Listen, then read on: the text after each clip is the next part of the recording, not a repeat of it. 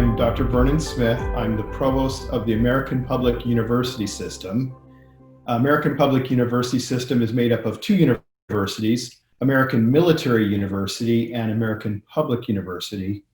We are the largest, from our name, we are the largest provider of education to the military in the United States, all branches.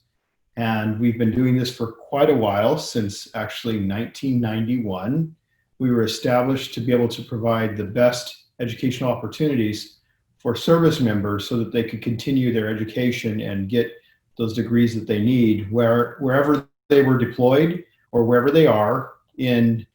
That was American Military University. In 2004, we expanded to our public service sector.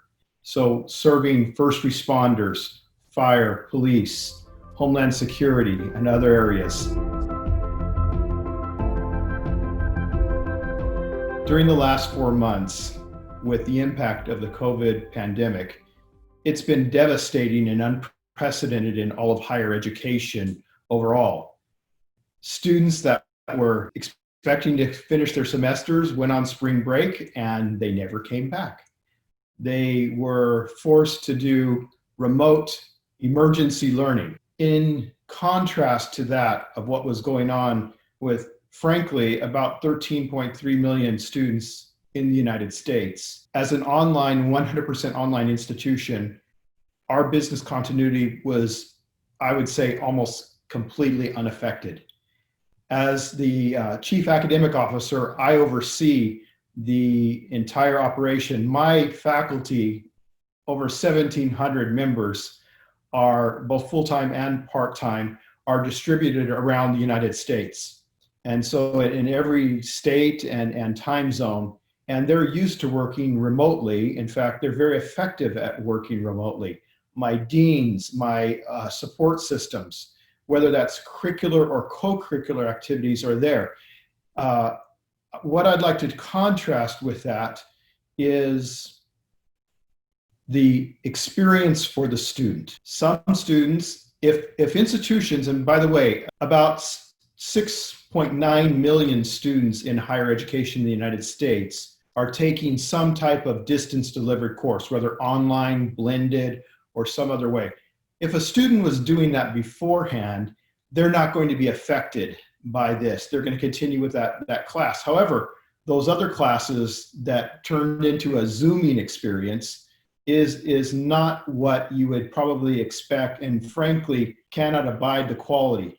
I mean, there are heroic stories that are out there of how IT departments threw up a whole bunch of courses and threw them up on an LMS system in a few days, how they were 24 hours around the clock.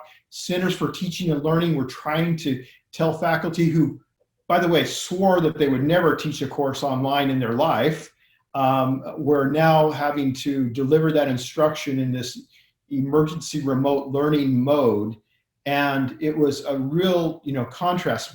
The experience for the student has not been that great. In fact, college presidents in a recent, and college and university presidents in a recent survey gave themselves less than 50% in terms of preparing the faculty, giving them training, in terms of the support or the improvements that they're doing, and especially around things such as student supports. So during this time period, there's been this massive rush.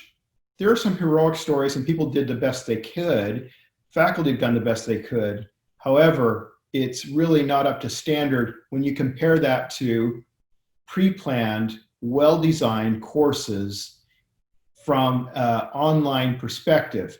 It's a huge difference in the experience. So not only is it the classroom experience where things are taken into account, such as student to faculty interaction, student to content, student to student interaction, but as well as how do I access my materials? Do I have access to my library? Do I have access to tutoring? How am I able to think about, now that I'm going to graduate, how I'm going to have career services? What if I'm having a lot of stress, which students have had? How am I able to take care of mental health and emotional wellness during that time? Institutions by and large in the United States have not been ready for this.